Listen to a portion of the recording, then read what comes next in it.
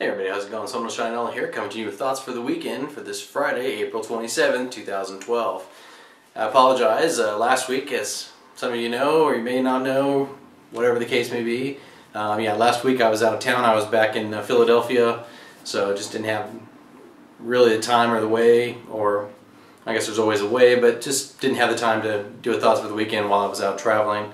I apologize for not getting one out last week, and those of you who also are subscribed to East Coast Prepper, you know that on his blog show this last Wednesday, 2 days ago, that I was on there co-hosting and talking about the upcoming news program I'm going to be doing on his new website they have going, the Prepper's News Network. It's part of Prepper Productions that East Coast Prepper and several of the other guys, Coke with the Times, US Freedom 22, Coke 250, some of the other guys out there are putting together, and it's kind of a collaborative project where they're going to be working on.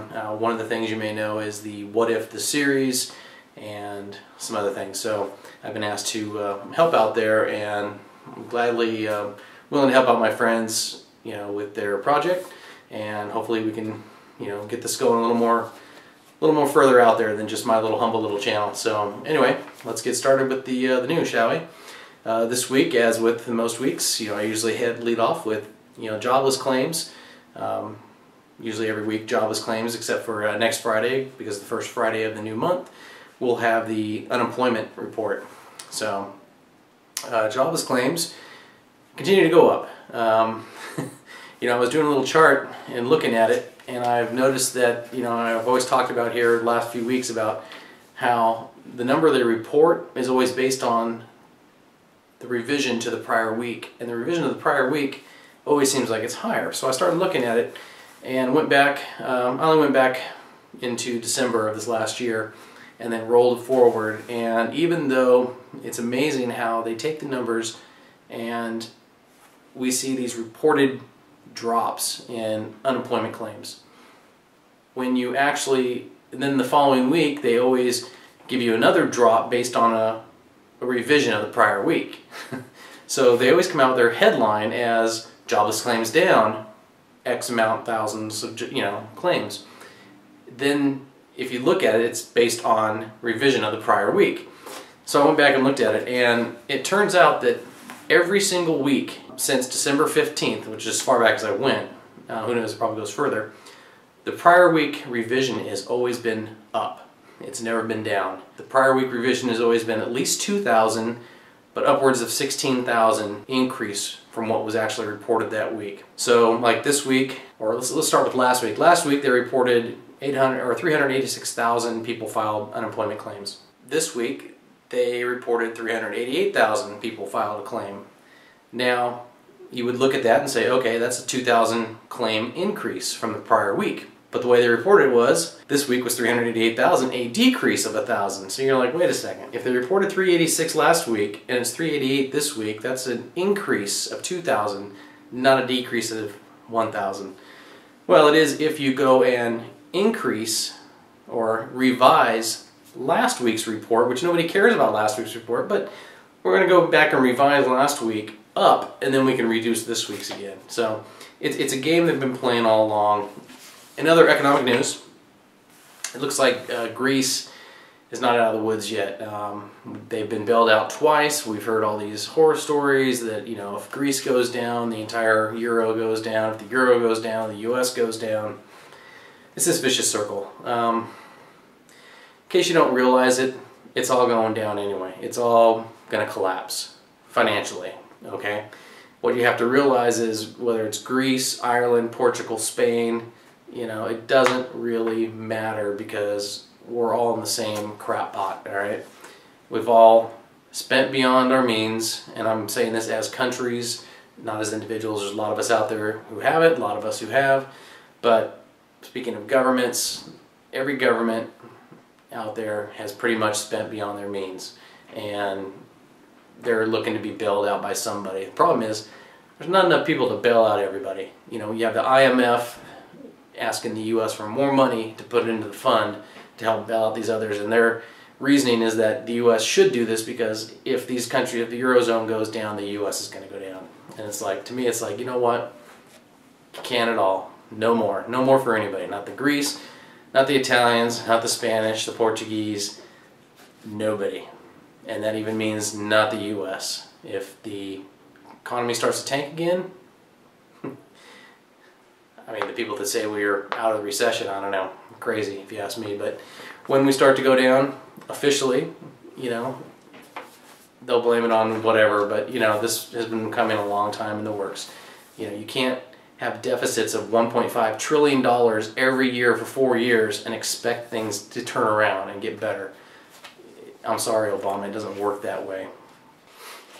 I want to congratulate President Barack Obama. He's the first president who I don't know, I think upwards of 60, 70, 80 years, who has finally stepped forward and done something about the illegal immigration into this country.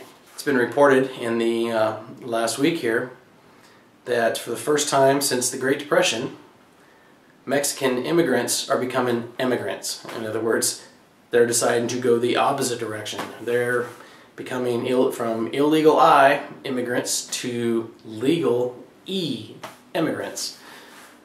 Of course, they probably get in trouble by the Mexican government for going back across the border after having come here. But that's up for them to decide with their government. Yeah, there's finally, for the first time since the Great Depression, there's been a decrease in the number of illegals coming across the border into this country, and you know, the trend is now going the other direction.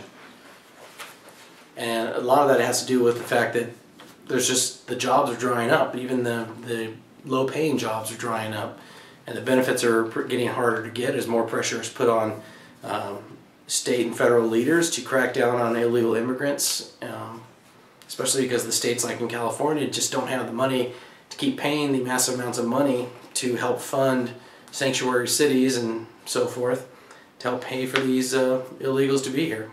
So as conditions get rougher and rougher, a lot of these people are saying, you know what, I can do just as poorly back across the border near my family. So we've actually seen a decrease, slight, but it's still going the opposite direction. It's going down, not up.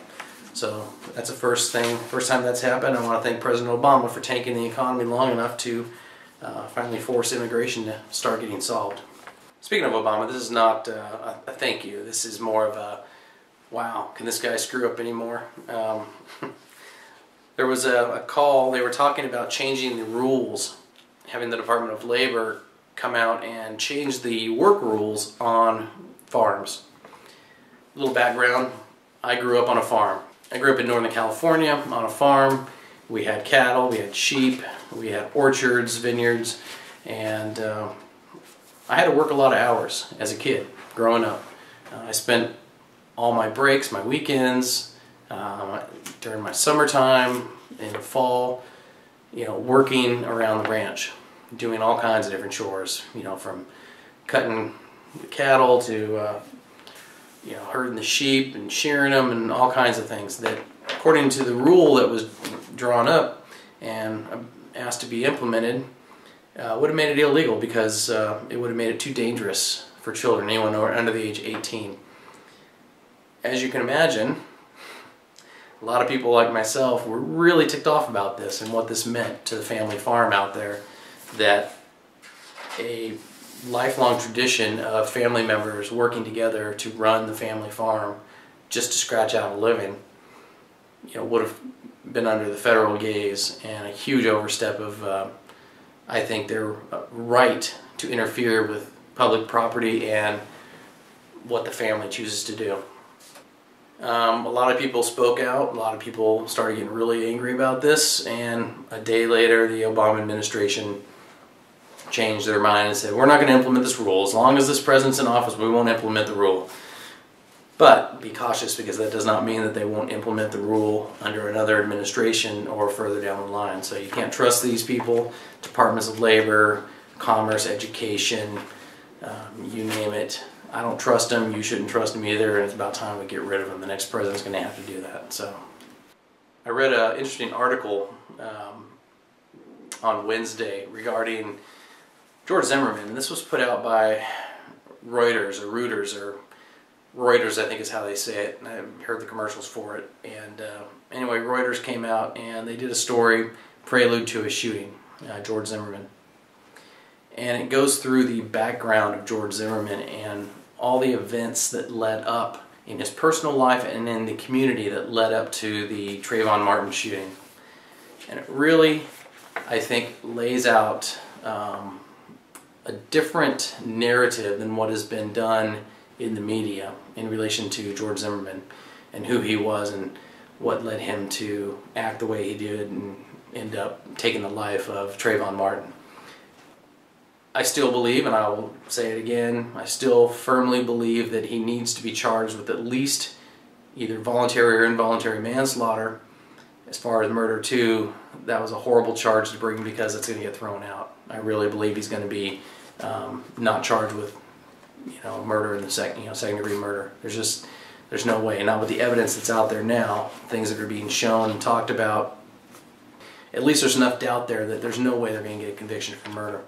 They should have gone with manslaughter in the beginning, just like the lead investigator wanted to do that night. So anyway, I'm not going to go through the whole story to save some time, but check it out. There's a link down below. Speaking of the Trayvon Martin shooting and the backlash, there's a story of an 18-year-old, or actually it was an attack on a 19-year-old in the Chicago suburbs, attacked by an 18-year-old and a 15-year-old who beat this white teen.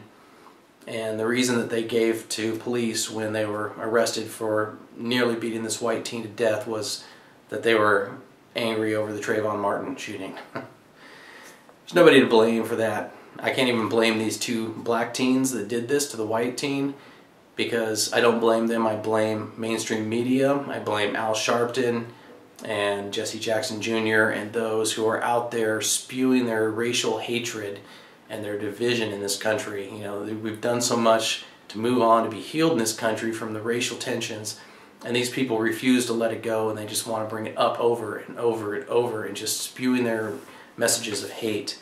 The second story was on the mob of blacks who beat Matthew Owens and put him in the hospital in critical condition, and it was reported also that it was that this was justice for Trayvon.